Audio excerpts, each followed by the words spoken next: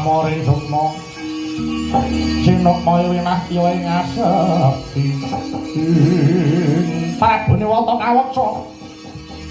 anyawang marang kasulistyaning Bathari Suprabarsa kemudian laka-laka datan nggraita yen to pulih kekuwatane Sang Janaka sigra sepakep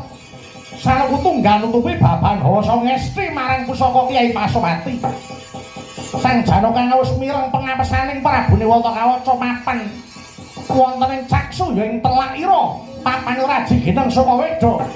dadak sakala jepret swaraning pusaka tumancep marang telaking Prabu Niwata Kawatsa pecah kapisan. Wah.